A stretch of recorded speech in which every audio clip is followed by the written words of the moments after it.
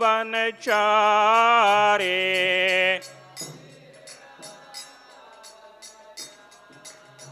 यमुनतीरा वनचारे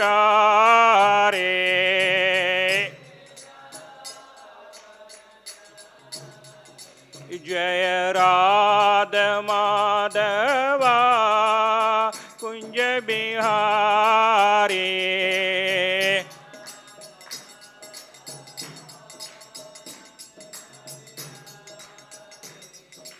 गोपी जन वल्लभा गिरिवरधारी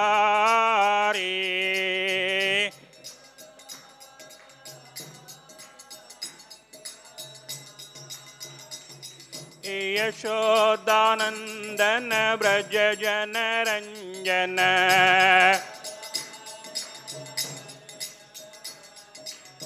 यशोदानंदन ब्रज जन रंजन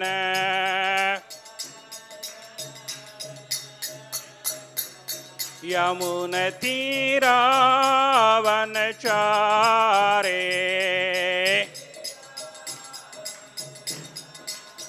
यमुनतीरा वनचारे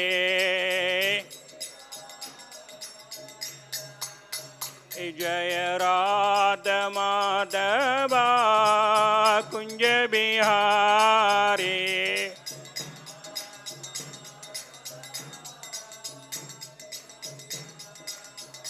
जय Radha Madhava Kunj Bihari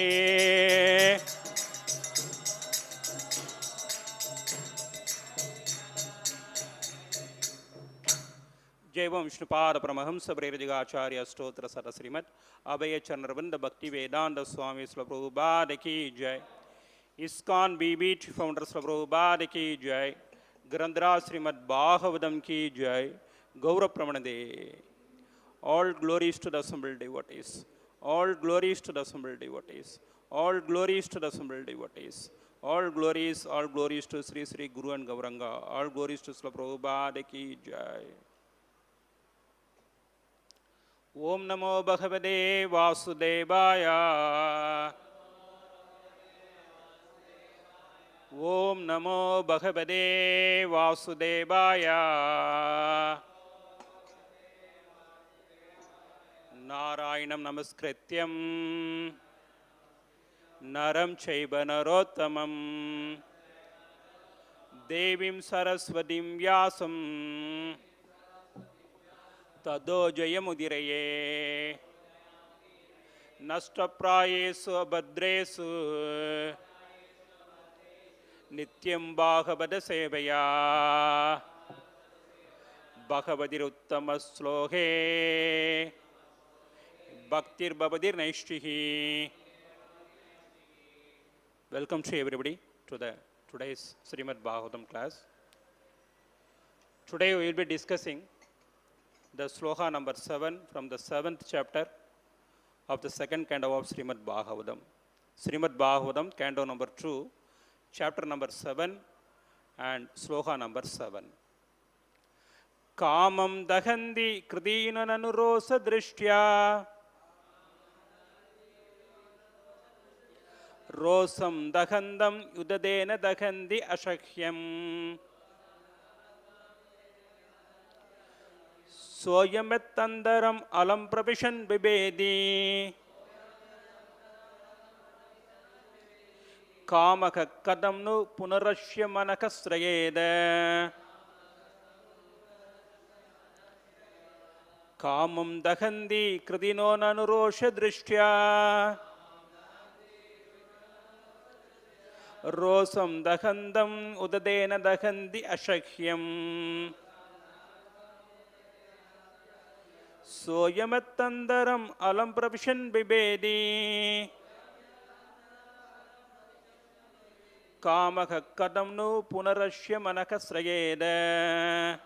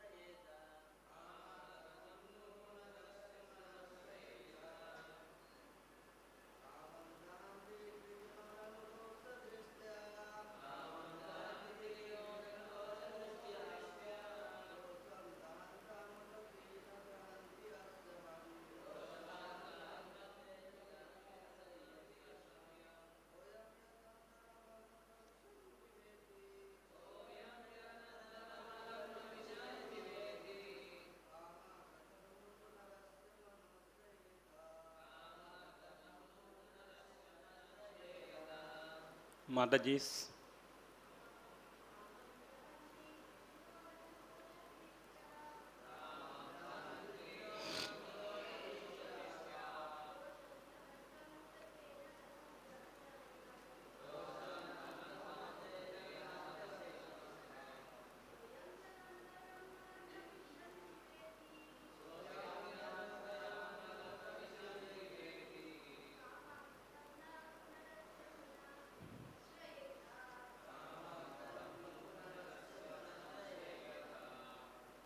One more Mataji. Prabhu. Okay. Kāmaṁ, lust. Dahanti, chastises. Kṛtinaḥ, great stalwarts. Nanu, but. Roṣa-dṛṣṭyā, by wrathful glance. roṣaṁ, wrath. Dahantam, being overwhelmed. Uda, although. They, na, cannot. Dahanti, subjugate. Asahyam, intolerable. Saha, that. Ayam, him. Yet, because. Antaram, within. Alaṁ, however. Praviśan, entering.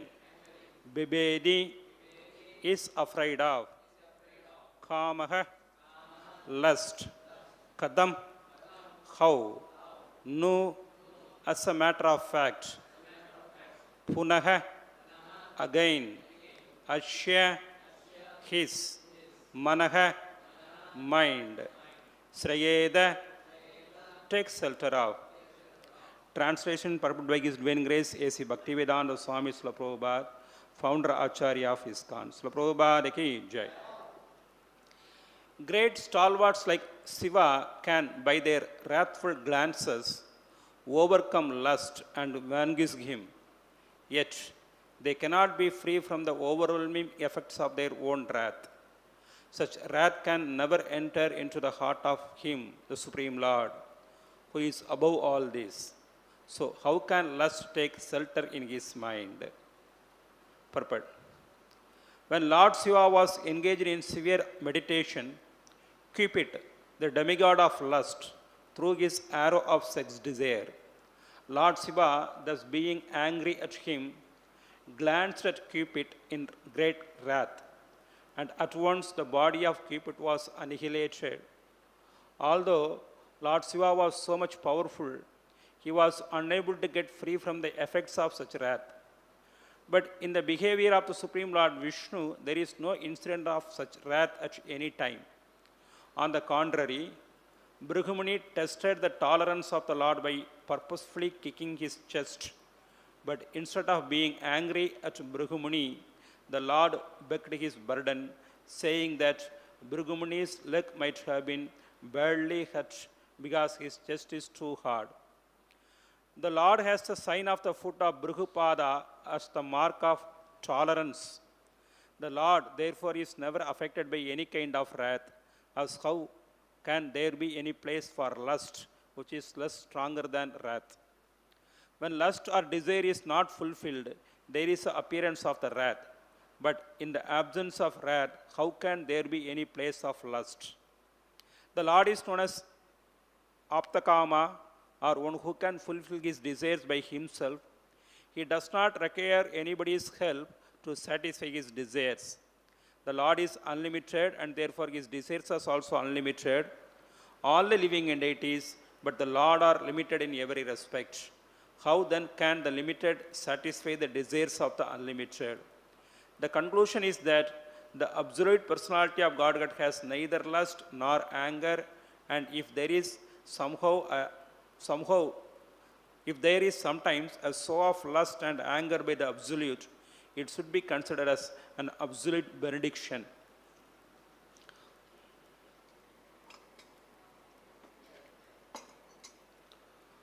Om Jnana Timirandasya Jnananjana Salakaya Saksuran Milidam Yena Dasmai Sri Guruve Namaha Jai Sri Krishna Chaitanya Prabhu Nityananda Sri Advaita Gadadhara Sri Vasadi Gaura Bhakta Vranda Hare Krishna Krishna Krishna Hare Hare Hare Rama Rama Rama Hare Hare. Here in this section of Srimad Bhagavatam, Lord Brahma, the first and foremost devotee of this material creation, speaks to his own son, disciple, another great devotee, Narada Muni. So how this section is initiated actually? In the 5th chapter of Srimad Bhagavatam, here in the 2nd canto, in the sloka number 2, Narada Muni asked many questions to his father, spiritual master, Lord Brahma. He asked that, Yat rūpam yat adhishṭhānam, yat akashreshtam idam prabho, yat samstam yat param yaccha, tat tattvam vada tattvadaha, tat tattvam vadaha tattvadaha. Oh, my dear Lord, my dear spiritual master and father, Lord Brahma, please instruct me in these following principles. I want to understand the tattvaha, the tattvam, in regard to these particular principles. He asked 6 questions. He wanted to understand 6 principles about the creation.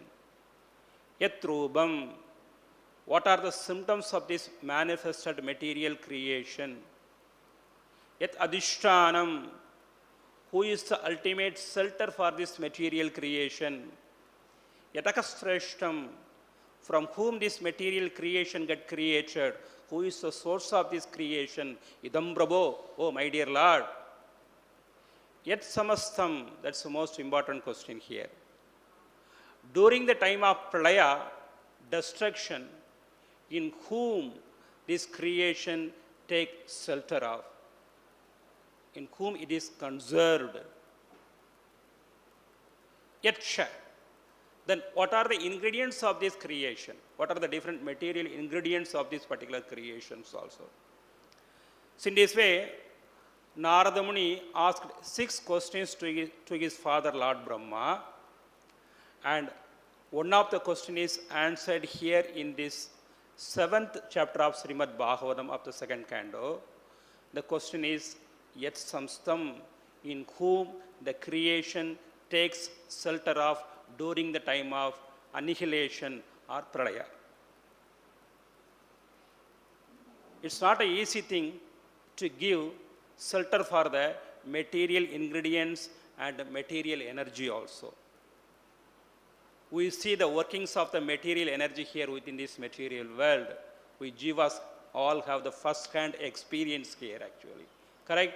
The material energy is so much powerful. It's completely and continuously it's activating within this material world. It entices the living entities and it cheats the living entity.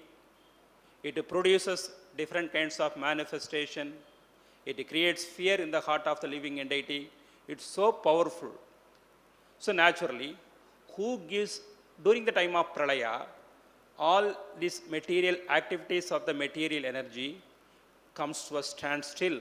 So temporarily all its activities are suspended. But at the same time it is so powerful. So naturally, who gives shelter to this material energy and the material manifestation at a time of pralaya? Yat samstam. So this particular question is answered by Lord Brahma in the 6th chapter of this 2nd canto of Srimad Bhagavatam from verse number 39 to 46. So he gives answers there. So in that particular section, 39 to 46 in the previous chapter, he says that the Supreme Lord Vishnu is a shelter for this creation during the time of pralaya. The Supreme Lord Vishnu gives shelter to the material energy at a time of annihilation during the time of pralaya. He is so powerful. So naturally, his characteristics were explained.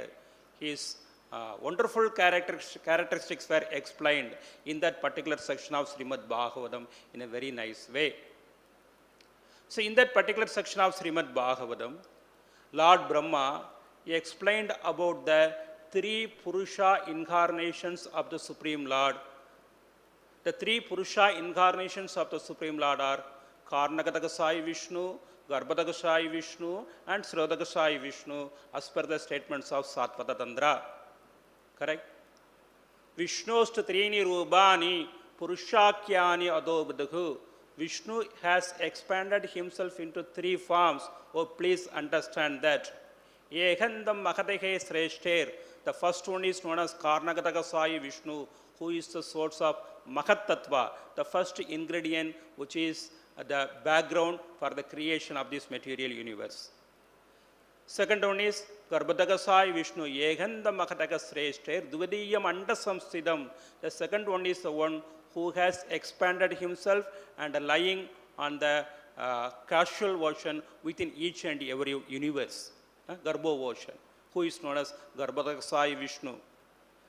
Then the third one is Vishnostu trini rubani purushakani adobadahu yehanda mahatake sreshte dvidiyamanta samsidam tridiyam sarvabhudastam. The third one is the one who is sitting as Paramatma in everybody's heart. In everybody's heart, he is sitting as a Paramatma. That is the third person, known as Srodakasai Vishnu. So one who has understood the principles, the tattvaha, the truth about these three different Vishnus will get liberated. That person becomes qualified for liberation. So naturally in this particular section, the glories of these three Vishnu, especially Karnakadakasai Vishnu, is narrated by Lord Brahma. He is so powerful. He is known as Vishuddham. He is completely pure. He is embodiment of Visuddha Jnana, Kevalam Jnanam, and he is endowed with so many transcendental qualities. So here, in this end of this, in the final section of this particular section, the previous chapter, Lord Brahma, then he goes on speaking that, up to now, I have explained about these three Purusha incarnations.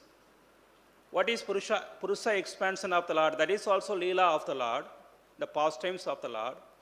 But these pastimes of the Lord done for the purpose of creation is done in relation to the material energy of himself. This is a pastime, creation pastime, known as Srishti Leela. But for the purpose of enacting his Srishti Leela, the Lord clearly comes in contact with his material energy. He has to come in contact with his material energy, because the material world is created through the via medium of the material energy of the Supreme Lord. Correct? Bhumi rabonalo vayu kammano bhaktiryevache. So here he does the pastime, but surely this pastime is enacted in relation to the material energy of himself. Of course, again he expanded himself into three Gunavadaras. These three Gunavadaras take charge of the three principal material modes of this material nature: mode of Sattvagun, mode of Rajogun, and mode of Tamogun. Lord Vishnu is in charge of mode of goodness, and Lord Brahma is in charge of mode of Rajas, and Lord Śiva is in charge of mode of ignorance. So when we come in contact with anybody, when we come in contact with the material modes, surely we will get affected by the influence of that particular mode. Correct? The three modes, they produce different kinds of objects, situations within this material world. And when we come in contact with with persons of that particular mode, when we come in contact with situations of a particular mode, surely we will get affected, except pure devotees of the Supreme Lord. So naturally, even though Brahma and Śiva, they were embodied incarnations of the Supreme Lord, they were pure devotees of the Supreme Lord, but they themselves also get affected by these modes sometime, because these modes are so powerful. So Krishna explains about the influence of the modes in a very elaborate way in the 14th chapter of Bhagavad Gita. So naturally, Lord Brahma and Lord Shiva, they have saguna sambandha with the three modes. Even though they control the modes, but sometimes they get affected. Sometimes. But by the influence of their devotional service, they are not completely affected. On the other hand, Vishnu, even though he is in touch with the material modes, he never come under the control of the mode of goodness, material mode of goodness. On the other hand, he is always situated in his original Swarupa, in his transcendental mode of goodness. That is his special quality amongst these three guna avadaras of the Supreme Lord. He has a sambandha known as per the teachings of Vishwanath Chakravarti Thakur, he has a connection known as sa yoga sambandha, not sa guna sambandha. Then Lord Brahma says that, it's good, I have explained about the pastimes of the Lord in relation with the material energy. But in the last verse of the previous chapter, he speaks that, now I will explain about the pastimes of the Supreme Lord, which were enacted only through the via medium of his internal energy, which is known as Leela Avadaras. Srila Prabhupada writes a very elaborate purport in that particular section. Within this material world, we all want to hear some pleasing news, some pleasing information, some pleasing incidents that will please ourselves. But generally, we open up newspaper every day in the morning for hearing something blissful, happy, but we know that surely all the pages of the newspaper is filled up with horrible incidents, especially in this age of Kali, and which will further pollute our mind. But on the other hand, if one hears the blissful pastimes of the Supreme Lord within this material world and in spiritual world, surely he will also become blissful. So he said that, now I will speak about that particular Leelas of the Supreme Lord, which will make everybody happy. Not only that will make everybody happy, yena eva asavna dushedamanye, surely that will make everybody so blissful, so naturally, which will make everybody purified also. By hearing that particular pastimes, surely everybody will get purified. So in that connection, Srila Prabhupada quotes the example of the preaching done by Narada Muni to his disciple Vyasadeva also in the 5th chapter of 1st canto of Srimad Bhagavatam. So there, Narada Muni preached his disciple Vyasadeva. Of course, he is the literary incarnation of the Supreme Lord, that you have done lot of literary contribution, traditional Vedic literary contribution to the mass of the people of Kali Yuga by recording everything. Previously, Vedas were just heard, but you have done the service of recording everything, compiling the different Vedic literatures. But despite doing all these different kinds of services, very elaborate services, you yourself is not so much satisfied. Then how we can make the people to get satisfied? You yourself is not satisfied. Then how the people will get satisfied by reading these Vedas? So I am giving you instruction that now please compile a book which will only explains about the name, fame, pastimes of the Supreme Personality of the Godhead. That is Srimad Bhagavatam. That will surely make everybody happy. Dushyadaha, dushyandi, it will make everybody happy. By hearing that pastimes of the Supreme Lord, everybody will become happy. So in this connection, Lord Brahma started speaking about the different Leela Avadaras of the Supreme Lord. Of course, it's innumerable. In this particular section, he speaks something about 24 Leela Avadaras. He speaks about the pastimes of the 24 Leela Avadaras. So in this sloka number 6 and 7 here, we hear the pastimes done by Naranarayana Rasi. By hearing the pastimes, we become blissful also. Naturally, we get the realizations of the many transcendental qualities of the Supreme Lord also. So here, what is the pastime done by Naranarayana Rasi? The Lord had incarnated within this material world as Naranarayana Rasi, and he is staying in the areas of Himalaya in Badrinath, and he is performing austerities to set example for the people of this material world. So naturally, his level of austerity is very excellent because he had been performing austerity for many years. Very tough austerities he is performing. And he is performing austerities not in the mode of passion, not in the mode of ignorance, not even in the mode of goodness. His austerities are so transcendental. So this human form of life is meant for performing austerities as per the instruction given by Rishabhadev. Correct? Na ayam deho degabhajam nirloke kashtan kāmaṁ arhate budbhujam ye tabo divyam putraha yena sadvam brahma saukyam tu anandam. The word tu is used. You all want to derive happiness within this material world, but you can achieve happiness only by this methodology. Specifically, tu means specifically. What you have to do? You have to perform austerities in the process of devotional service. Then you will achieve unlimited amount of happiness. So in this particular verse, the word Brahma Saukyam has been interpreted by the impersonalist as the happiness derived by merging inside the Brahma Jyoti. And devotees, acharyas, they have translated this particular word Brahma Saukyam as Prema Sukha or Bhakti Sukha, which is derived in the process of the pure devotional service of the Lord. So naturally one has to perform austerities in the transcendental mode of goodness in the process of devotional service. Then he will achieve unlimited transcendental happiness. So here Naranarayana Rishi is performing austerities. So what is a symptom of a person who is performing perfect austerities?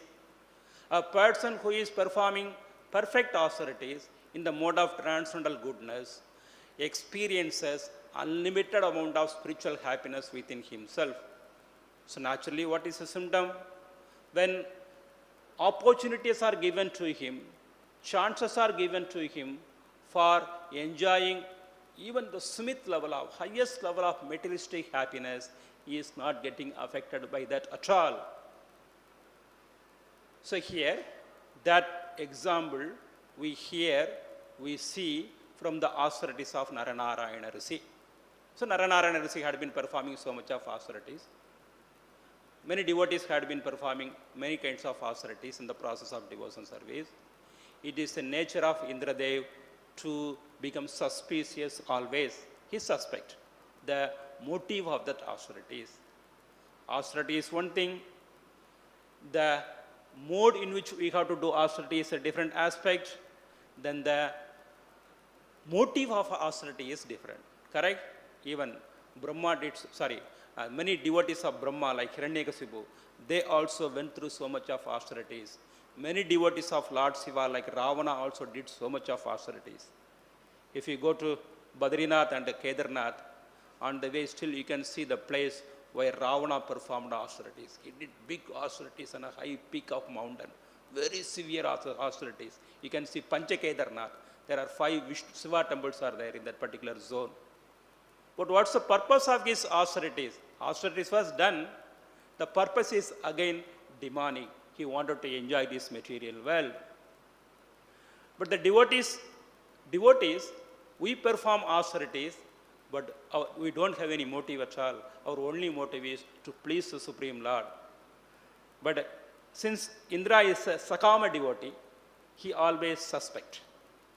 Atmavat manyade jagat. I always see everybody depending upon my conscience. I have a certain kind of conscience. We all are endowed with a certain kind of motive and certain kinds of material consciousness. So through the via medium of that material consciousness, we see the whole world. We perceive everything. We perceive every situation, every aspect, everybody, etc., etc. So naturally he got a doubt. This Naranarayana Rishi had been performing austerities for the sake of achieving his position, Indradev. It's a joke. What's the need for the Lord to assume the position of Indradev? So naturally he wanted to break their austerities. In Mahabharata, the detailed story is given. He himself went there personally first, and with a thunder-like voice, he spoke to Naranarayana Rishi, but they were not in a mood of hearing his speeches. Then he got disturbed. Then he came back to heaven. This time he made a plan that he sent the whole group of Apsaras, Devadas, and here Kamadeva, the chief of all the Apsaras. So they went there, they tried to break the austerity of Naranarayana Rishi. We know that particular pastime that they got defeated. The Lord was neither attracted by the beauty of the heavenly woman, on the other hand, by expanding his internal potency, he created so many beautiful women. That women were so beautiful, so expert in the art of womanly attraction, feminine qualities. They were endowed with such a feminine qualities that the beautiful woman of Swargaloka, they got attracted by that particular feminine qualities. Then they understood, oh, he is great. We cannot break his austerities at all. Sometimes we get the doubt, why Urvasi? She is a maid servant or she is a dancer in the heavenly planetary system. Is a devotee of the Lord? Yes, she is a devotee of the Lord. Because in this particular situation, from his own body, Naranarayana Rishi created so many beautiful Apsaras. The main Apsara is Urvasi. Urhu in Sanskrit means thigh. In that particular instant, Supreme Lord Vishnu created Urvasi from his thigh. That is the reason she is known as Urvasi. That is the reason. So I had this doubt for so many years. Because in South India, if you see so many Vishnu temples, there you can see Urvasi also fanning the Supreme Lord. She is a devotee of the Supreme Lord. I was getting the doubt, why she is a devotee of the Supreme Lord? Yes, she is a devotee of the Supreme Lord also. She was directly produced from the body of the Supreme Lord. So naturally, she is the most beautiful one. So surely, the Lord was not getting attracted by the external feature beauty of Kamadev or Manmada. And this personality Manmada is a very interesting personality in the pages of Vedic literature, correct? He is a person who creates lust within the heart of all the living entities. He is so beautiful. He himself is so beautiful. And he carries a weapon or bow of sugar cane, and he has many arrows, especially 5 arrows also. He is known as, and he has his carrier is a beautiful parrot. On parrot he flies here and there. His wife is Radhi. She is also very beautiful. He is known as Kamadev, or he is known as Kamaraj sometime. The reason is that when he, as per the information we derive from Mahabharata, when he took birth, Brahma asked that, Kam darpayami, this guy, why he has taken birth? It seems he has taken birth to make everybody proud. And come, who are the persons who are going to become proud by his influence? Just before, when we become lusty, we all will get infected with the proud conscience. Really, I am this body. I am a beautiful person. I am capable of enticing everybody. Then we try to entice everybody. This is the beginning of a lust. So, Kamdarbayadi, this Kamadev, his nature is to make everybody proud, to everybody lusty. That is the reason he is known as Kamadev. He is known as Manmada. Matta means churning. Even he agitated the mind of Lord Brahma also. Churning means agitating, right? So he agitated the mind of Lord Brahma also. That is the reason he is known as Manmada.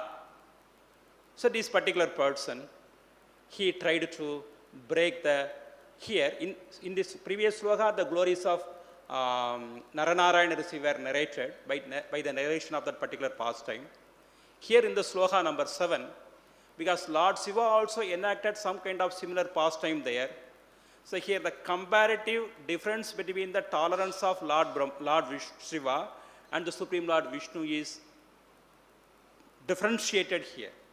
By that differentiation, we are able to understand the supermost qualities of, topmost qualities of the Supreme Personality of Godhead, Lord Vishnu. So what happened in the case of Lord Śiva? This particular pastime is also explained in Mahabharata. There was a demon known as Taraka. He was a very powerful demon. So this demon was creating problems going here and there. And he can be killed only by Lord Śiva. Nobody else can kill him. He was so powerful. So naturally, all the demigods headed by Brahma and Indradev, they thought, we have to bring Lord Śiva for killing Taraha. But at the time, Lord Śiva was engaged in performing very difficult austerities. He was engaged in performing austerities. He was in deep meditation and he was performing austerities. Simultaneously, at the same time, Parvati Devi, who had taken birth as a daughter of the king of Himalayas, Himavati, her name was Himavati that time. She was also performing austerities for the purpose of gaining Lord Śiva as her husband. So naturally, somebody has to break the austerity of Lord Śiva because the Devadas has to bring him for the purpose of fighting with Taraha. That is the reason, again they brought Kāmadev. Kāmadev was so quite confident in his capacity in agitating the mind of everybody. Surely he has a first-hand experience with all of ourselves, especially the hearts of the materialistic souls. He can entice everybody in a very easy way. Even just in the cell phone, something may come, we get enticed. So he is so powerful. So naturally he was so confident, he thought he can entice Lord Śiva also. So he went there, as usual, he went along with his troop and they tried to entice the mind of Lord Śiva. But Lord Śiva was so much powerful, he banned Kāmadev, correct? He banned Kāmadev. Then in that connection, the banned Kāmadev again took birth as a son of Rukmani, again in Krishna Leela, correct? Again he got married with Radhi. That's later on pastime happened. But at the same time, by reading this pastime, by hearing this pastime, simultaneously we are able to understand the glories of Lord Śiva also. At the same time, we are able to understand how Vishnu is more glorified, Vishnu is endowed with more glorious qualities than Lord Śiva. Because Lord Śiva was able to tolerate the influence of Kāmadev. He was not defeated by the influence of Kāmadev. He was not enticed by the efforts of Kāmadev. But at the same time, some subtle effects were there. There are two things, gross effects and subtle effects. One may follow brahmacharya very nicely. One may have saved himself from the attraction of women very nicely. He may be performing austerities very nicely. He may have avoided association of women, opposite sex in a very nice way. But at the same time, if he has not accomplished that particular task to the 100%, some subtle effects may be visible in that particular personality.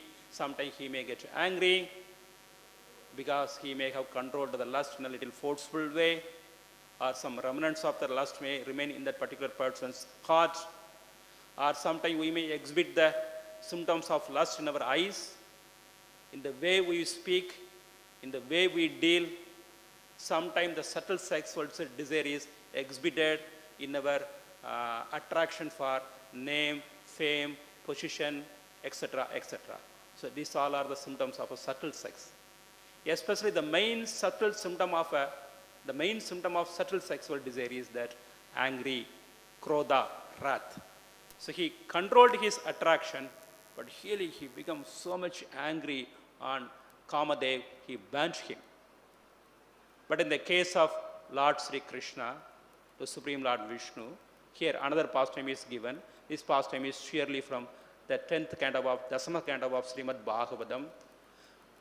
So there was in the assembly which happened on the bank of Ganges, many sadhus, they wanted to decide who is the ultimate Supreme Lord, whether Lord Vishnu, whether Lord Brahma, or Lord Śiva. They selected Bhrigu Rishi for that particular purpose, very difficult purpose. So he was selected as the examiner. He went to the assembly of Brahma. He insulted Brahma, and Brahma got insulted. He became angry. He went to the assembly of Śiva, and he insulted Śiva by words. there by action, here by words. Shiva got so much infuriated and angry, and he went to kill Brahma, his own brother, by his trident, by using his trident, Trisula, and Parvati stopped that particular action, abominable action.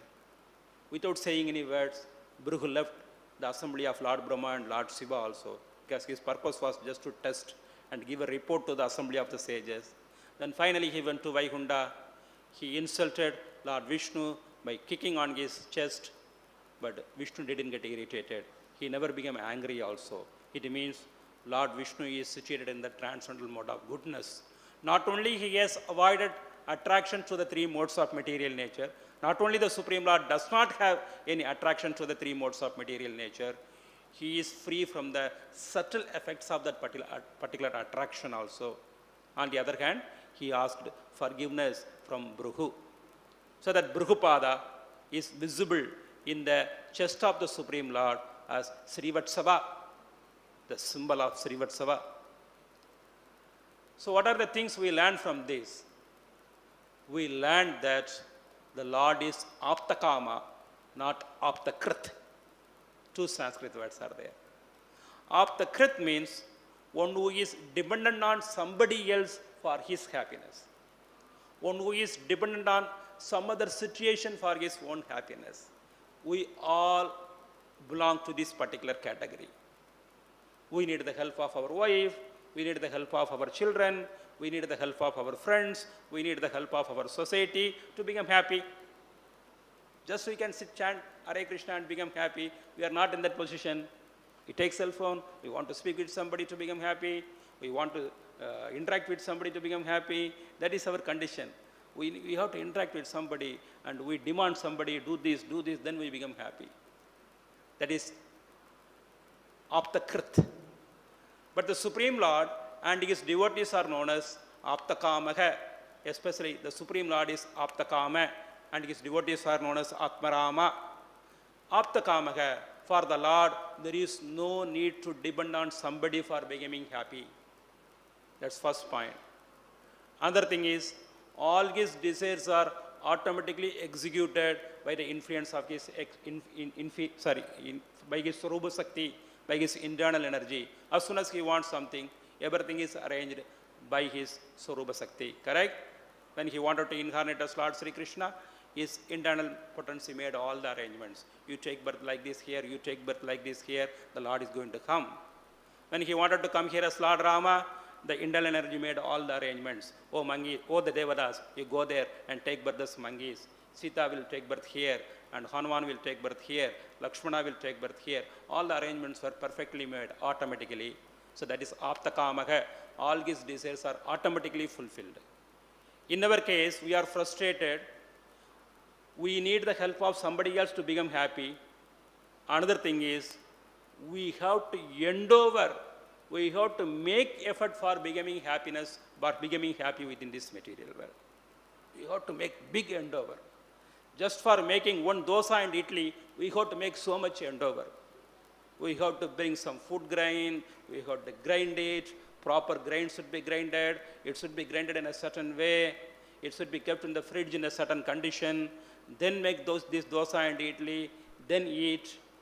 You should have some gas connection, you need some gas on that particular day, you should be healthy for making dosa or chapati, then make that, then eat that. So many conditions, so you have to make so much endeavor, even in a small way, for becoming happiness, for getting happiness. That is the condition of living and deity within this material world. But the Supreme Lord's position is different. Finally, this import of this particular sloka is very beautifully and very elaborately explained by Srila Prabhupada in his purport to the verse number 11136. This 11136 explains all these concepts in one verse. Srila Prabhupada writes a very elaborate purport. So what is the context 11136? So in that particular section of Srimad Bhagavatam, Krishna returned to Dwaraka from Indraprastha. So a fair welcome function was done for the Lord. Citizens came outside of Dwaraka, they welcomed him. Brahmanas came, all the ministers came, and all the merchants came. Even the prostitutes of Dwaraka came for welcoming the Lord. Finally, the Lord entered inside the palace, and his beautiful queens, they tried to entice him. They wanted to bring him under his control by the exhibition of their feminine qualities, feminine features. There, this beautiful verse is spoken. What is this verse? The verse spoke that the women were so beautiful, the women of Dwaraka, the queens of Dwaraka were so beautiful. So by their feminine qualities, there it is beautifully explained that they can make even the most controllable person, Shiva, to get frustrated. So there it is clearly indicated, Shiva will get defeated. He will get frustrated by seeing their womanly qualities, womanly features. But they failed in attracting and agitating the senses of the Supreme Lord. The Supreme Lord was not agitated at all. There Srila Prabhupada writes very beautiful, important commentary, very elaborate commentary explaining about these features. He says that the Lord is never controlled, never attracted to the inferior energy of himself. He is never attracted to the three modes of material nature. So naturally, he can be never attracted by the womanly features of this material world at all. Even in the case of Dwaraka queens, Srila Prabhupada there writes that there Krishna got attracted by their service attitude in the mood of Madhuri Rasa, not that by their womanly features. And Srila Prabhupada there writes the position of the Dwaraka queens also. Just like here we can see that man wants to attract woman, woman wants to attract man. It happens. Both have their selfish interest. Woman, by the exhibition of their womanly qualities, womanly beauty, they want to attract men. Men, by the exhibitions of their men qualities, just like prowess, power, money, they want to attract women. Both have selfish interest. That's not a good thing at all. The motive is very illegal, not a good motive. In this case, the Dwaraka queens also tried to attract the Lord by the exhibitions of their womanly qualities, but Srila Prabhupada there says that exhibitions of womanly qualities by the Dwaraka queens were based on prema, not on material lust. On the other hand, the exhibition of womanly qualities of a typical materialistic woman is the exhibition of her lust. So there, the devotees were also transcendental, the Supreme Lord is also transcendental, and both of them were never getting, both parties, both were Atmaramas. The verse Atmarama is very much important. We all have studied from the first canto of Srimad Bhagavatam. Atmaramacha munayo nargranda abhiurukrame kurbandi ahedihim bhaktim ittam buddha gunoharihi. The pure devotees of the Supreme Lord get attracted only by the qualities of the Supreme Lord. Ittam buddha gunoharihi. In the same way, then Prabhupada here writes, the best of the Atmarami is the Supreme Personality of the Godhead. He also gets attracted only by the devotional qualities of his pure devotees. Otherwise, nothing can attract the Supreme Personality of the Godhead. Krishna Agarshadi, only the prema has the power to attract the Supreme Lord. Otherwise, no feature of this material world has the power to attract the Supreme Lord.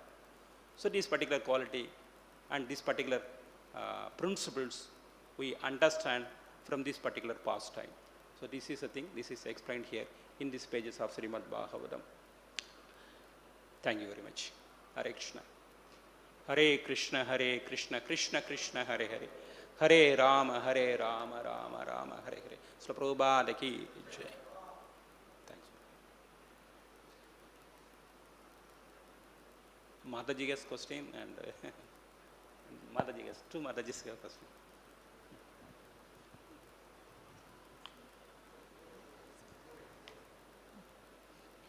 Thank you, Prabhu, for this really powerful class. You've explained so beautifully how Lord Śiva is a very powerful personality himself. He also fell prey to wrath. So what about small jivas like us who are struggling so much with the material energy? And you're explaining about the endeavor for idli and dosa. It is actually true in our everyday life how much endeavor we have to make for every little thing. So it is obvious that this is not a nice place. Thanks, correct, Mother. This material world is a very difficult, it's an unnatural place for a jiva soul who wants to be completely blissful and happy. The only way out is to go back to Krishna. But that is also not easy. It's a very difficult proposition, especially in Kali Yuga. So can you kindly enlighten us how to get free of these modes of material nature, how to be situated quickly to the mode of transcendence, get above the modes of material nature and be situated in our pure constitutional position. Yes, Mataji, humble appreciation from myself for your realizations. Yes, Mataji, we somehow or other, by the mercy of Lord Chaitanya and Srila Prabhupada, we all have entered inside the process of pure devotional service. But at the same time, we all struggle within the realm of devotional service. Because in the Kapila Gita, the different kinds of devotional service is also explained. There, Gunibhuta Bhakti is explained. Within the process of pure devotional service also, there are influence of modes are there. Karma is materialistic, uska baat chhod do. They are living outside world. They have not taken up the process of devotional service at all. So naturally they are living in the, their life is floating on the ocean of three modes. They are living within the world of modes. But somehow or other we all have entered inside the process of devotional service. But even in the process of devotional service also, in our bhakti, we are able to see the influence of the modes that is explained in in the Kapila Gita. Rajasiga bhakti, then Sadvika bhakti, then Tamasiga bhakti. The influence of tamasic character is there in our bhakti. Bhakti is nirguna, but since we carry the influence of the modes in our mind, when the sadhakas does perform bhakti, the bhakti has to be classified into these three divisions: Tamasiga bhakti, Rajasiga bhakti, and Sadvika bhakti. So naturally, we all have the influence of this mode so much. Even though we do for bhakti, but this bhakti is not powerful to attract the Supreme Lord, because we are performing Tamasiga bhakti, Rajasiga bhakti, and Sadvika bhakti. How we have to do? Yes, we have to follow the methodology given by Srila Prabhupada again and again. There is no other method. We have to follow this method. There is no other way. We have to read Srila Prabhupada's books very thoroughly. That is my humble understanding. And then we have to make a self-examination of ourselves. We all are so much interested in the quantum of bhakti. I have done this, I have done this, I have done this for Prabhupada. That's needed surely within this human form of life. We have to perform so many things for Srila Prabhupada. But sometimes we have to sit very silently and we have to think about the quality of our sadhana bhakti also. Whether I am doing it in a real mood and with a real intention, whether I am doing in a very sadhvik way, and we have to analyze our motivation also. Time to time we have to do that. Because ultimately, the quantum is not going to attract Krishna. The quality will attract the Supreme Lord. So we have to see that also time to time. We got to make a self-examination also. Thorough self-examination. Thanks. I beg your pardon for the following comment. Okay. In the beginning of the class, you said Lord Vishnu has to come in contact with the material elements. Yes, Mother. And I don't accept it because it says that in Brahma Samhita that actually it's Rama Devi who comes in contact with Mahavishnu. So it is the spiritual energy, not the material elements, because later on you changed it and explained nicely that actually the Lord doesn't come in contact with the material elements. So thank you very much, and again I beg your pardon. Okay, Mataji, I will consider that comment, Mataji. Thanks.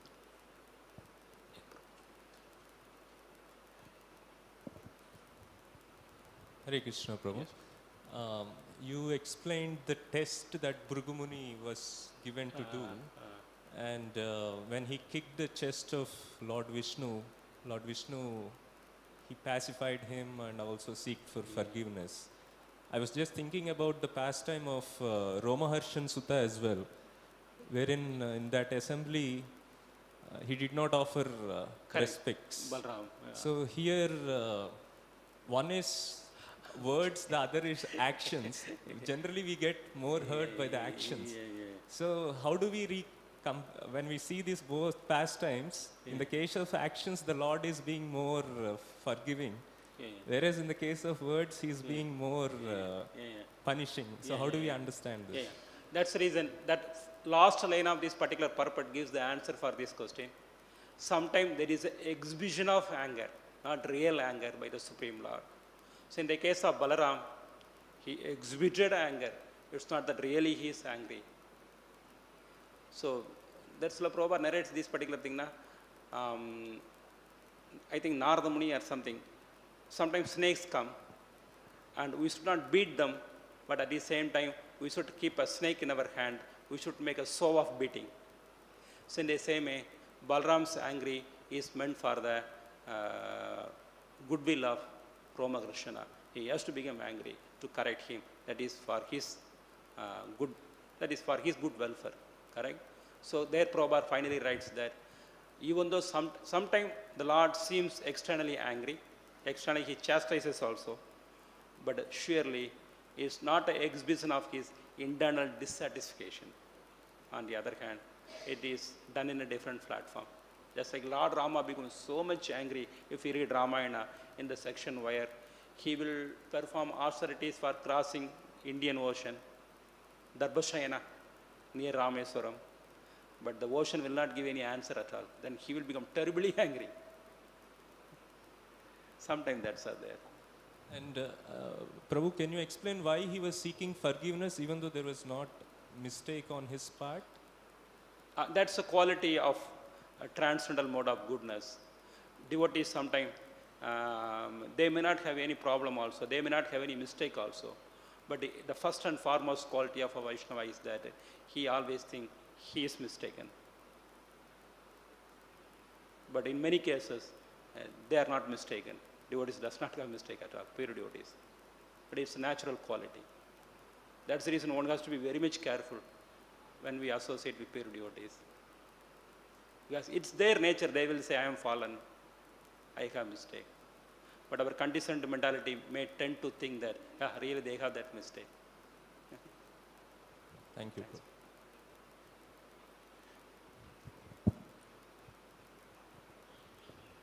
Thanks. Thank you to all for kindly hearing. Hare Krishna, Krishna Krishna, Hare Hare, Hare Ram, Ram Ram. Srila Prabhupada ki jai.